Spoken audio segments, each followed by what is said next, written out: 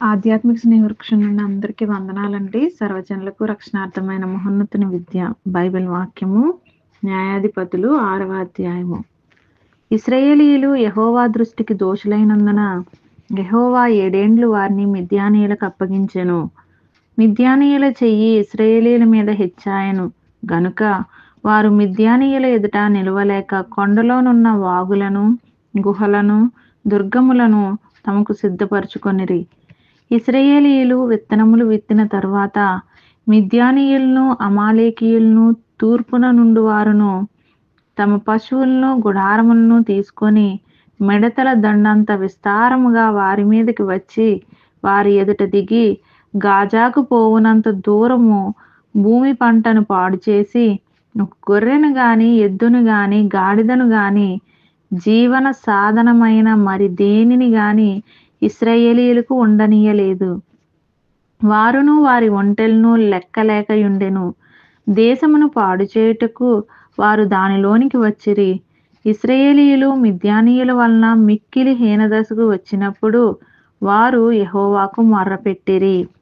మిద్యానీయుల వలని బాధను బట్టి ఇశ్రాయేలీయులు యెహోవాకు మొర్రపెట్టగా యెహోవా ఇశ్రాయేలీయుల యొద్దకు ప్రవక్తనొకని పంపెను. అతడు వారితో ఇలాగు ప్రకటించెను. ఇశ్రాయేలీయుల దేవుడైన యెహోవా సెలవిచ్చినదేమనగా, నేను ఐగుప్తులో నుండి మిమ్మును రప్పించి దాసుల గృహములో నుండి మిమ్మును తోడుకొని వచ్చితిని.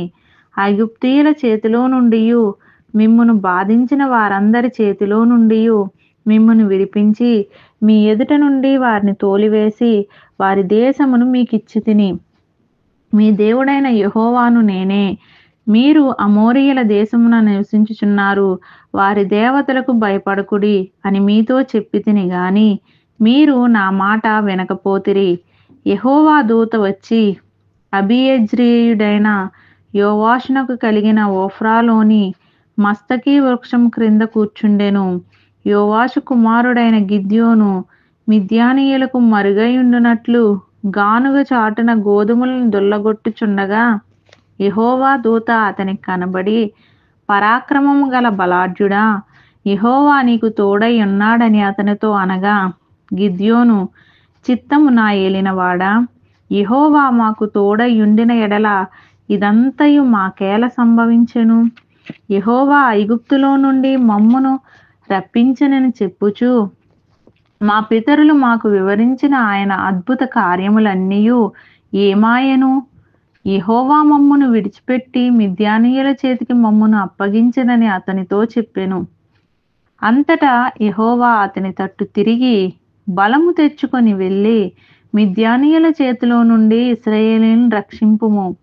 నిన్ను పంపిన వాడను నేనే అని చెప్పగా అతడు, చిత్తము నా ఏలినవాడా, దేని సహాయము చేత నేను ఇశ్రాయేలును రక్షింపగలను? నా కుటుంబము మనష్షే గోత్రములో ఎన్నిక లేనిదే. నా పితరుల కుటుంబంలో నేను కనిష్ఠుడనై ఉన్నానని ఆయనతో చెప్పెను. అందుకు యెహోవా, అయిననేమి, నేను నీకు తోడై యుందును కనుక ఒకే మనుష్యుని హతము చేసినట్లు మిద్యానీయులను నీవు హతము చేయుదువని సెలవిచ్చెను. అందుకతడు, నా ఎడల నీకు కటాక్షము కలిగిన ఎడల నాతో మాట్లాడుచున్న వాడువు నీవే అని నేను తెలుసుకొనున్నట్లు ఒక సూచన కనుపరచుము. నేను నీ యొద్దకు వచ్చి నా అర్పణమును బయటికి తెచ్చి నీ సన్నిధిని దానిని పెట్టు వరకు ఇక్కడ నుండి వెళ్ళకుము అని వేడుకొనగా ఆయన, నీవు తిరిగి వచ్చు వరకు నేను ఉండెదనెను.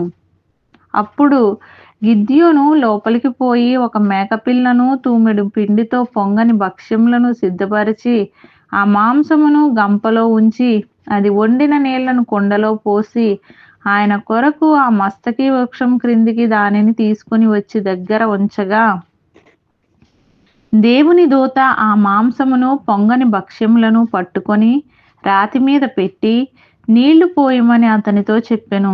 అతడు అలాగు చేయగా యెహోవా దూత తన చేతనున్న కర్రను చాపి దాని కొనతో ఆ మాంసమును ఆ పొంగని భక్ష్యములను ముట్టినప్పుడు అగ్ని ఆ రాతిలో నుండి వెడలి ఆ మాంసమును పొంగని భక్ష్యములను కాల్చివేసెను.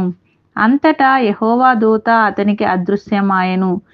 గిద్యోను ఆయన యెహోవా దూత అని తెలుసుకొని, ఆహాహా, నా ఏలినవాడా యెహోవా, ఇందుకే గదా నేను ముఖాముఖిగా యెహోవా దూతను చూచితినెను. అప్పుడు యెహోవా, నీకు సమాధానము, భయపడకుము, నీవు చావవని అతనితో సెలవిచ్చెను. అక్కడ గిద్యోను యెహోవా నామమున బలిపీఠము కట్టి దానికి యెహోవా సమాధానకర్త అను పేరు పెట్టెను. నేటి వరకు అది అబీయెజ్రీయుల ఒఫ్రాలో ఉన్నది. మరియు ఆ రాత్రి యందే యెహోవా నీ తండ్రి కోడెను అనగా 7 ఏండ్ల రెండవ ఎద్దును తీసుకొని వచ్చి నీ తండ్రి కట్టిన బయలు యొక్క బలిపీఠమును పడగొట్టి దానికి పైగానున్న దేవతా స్తంభమును నరికివేసి తగిన ఏర్పాటుతో ఈ బండ కొనను నీ దేవుడైన యెహోవాకు బలిపీఠము కట్టి ఆ రెండవ కోడెను తీసుకుని వచ్చి నీవు నరికిన ప్రతిమ యొక్క కర్రతో దహన బలి అర్పించుమని అతనితో చెప్పెను. కాబట్టి గిద్యోను తన పనివారిలో 10 మందిని తీసుకుని వచ్చి యెహోవా తనతో చెప్పినట్లు చేసెను.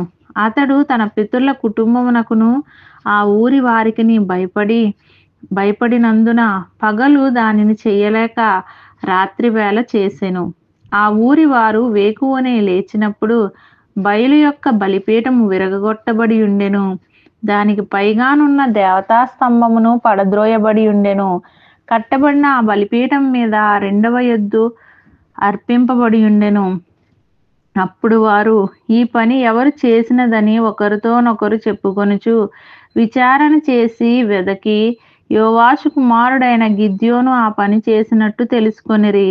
కాబట్టి ఆ ఊరి వారు నీ కుమారుడు బయలు యొక్క బలిపీఠమును పడగొట్టి దానికి పైగానున్న దేవతా స్తంభమును పడద్రోసెను గనుక అతడు చావవలెను, వానిని బయటికి తెమ్మని యోవాషుతో చెప్పగా యోవాషు తనకు ఎదురుగా నిలిచిన వారందరితో, మీరు బయలుపక్షముగా వాదింతురా, మీరు వాని రక్షించుదురా అని, వాని పక్షముగా వాదించువాడు ఈ ప్రొద్దున్నే చావవలెను, ఎవడో వాని బలిపీఠమును విరగగొట్టెను గనుక వాడు దేవత అయినందున తన పక్షమున తానే వాదించవచ్చును.